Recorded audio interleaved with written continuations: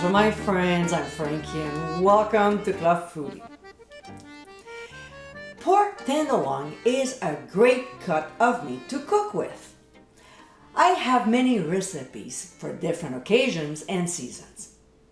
For December, I like serving this one, my Holiday Stuffed Pork Tenderloin. Colorful and amazingly tasty, this is the ideal recipe to make this month. With delicious ingredients, this festive looking protein is sure to be a hit among your guests. So let's get cooking. Using a sharp knife with a pointed tip, the first thing we'll do is to remove the silver skin.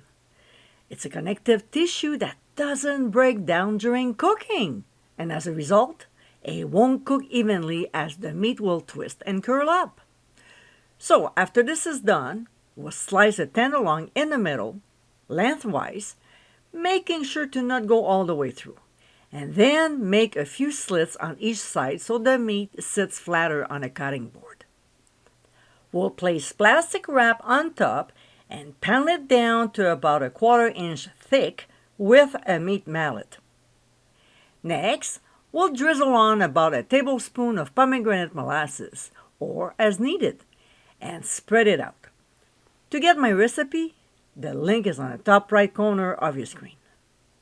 We'll now place a thin layer of prosciutto, enough to cover the meat, but leaving about an inch around the edges, and set aside.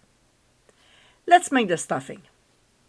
In a skillet over medium heat, we'll add butter and olive oil. When it starts sizzling, we'll add our finely diced shallots, followed by celery and then red peppers. We'll season with ground sea salt and saute the vegetables for 3 to 4 minutes or until they start to soften. To this, we'll add pressed garlic and also chopped dried rosemary. We'll quickly saute these two ingredients for just 1 minute before adding dried cranberries and stir to blend. Of course, you know me with my ground mixed peppercorns, so we'll add some. Now, working in batches, we'll add a handful of baby spinach, stir until it starts wilting, before adding another handful of it. And we'll do the same until the 5 cups of spinach is all in. It will take a good 2 minutes to do this step. Not because it takes time to wilt, but because there's a lot of it. Alright, so we're done with the stuffing and we'll let it cool off for 5 minutes before spooning the mixture onto the prosciutto, leaving a couple inches around the edges, and then sprinkle on some shredded cheese. I'm using Jarlsberg, but I give other options on the blog, so check it out. Another ingredient we'll add is hot paprika, just a little. Next, we'll roll up the meat while tucking the ends in. Using some kitchen twine, we'll make a knot at one end, leaving a 2-inch long string for later, and then go round and round to the other end, crisscrossing the twine and doing the same by going back to the starting point.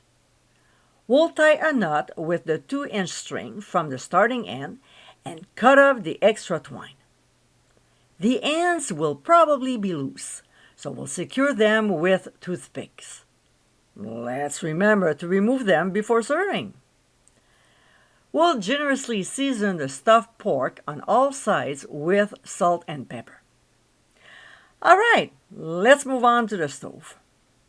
In an oven-proof skillet over medium-high heat, we'll add oil, and when it starts shimmering, we'll add the pork tenderloin, seam side down, and sear it until nicely brown, about 1.5 to 2 minutes.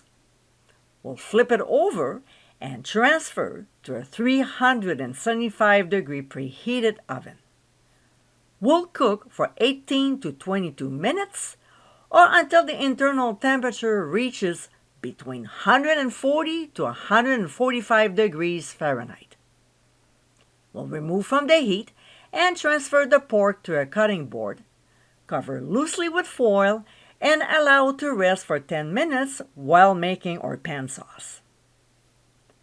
In the same skillet over medium heat, we'll pour in chicken broth and deglaze the pan by scraping the bottom to dislodge any brown bits. To this, we'll add port wine as well as pomegranate juice, plus some hot paprika.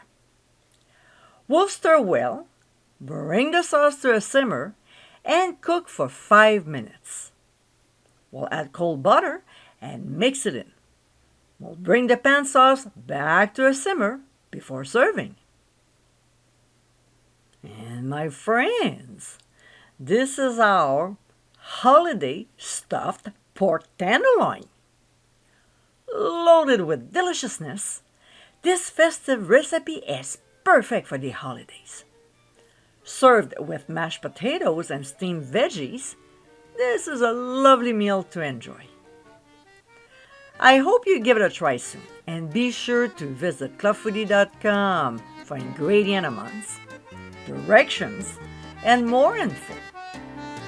Until next time, my friends, bon appétit!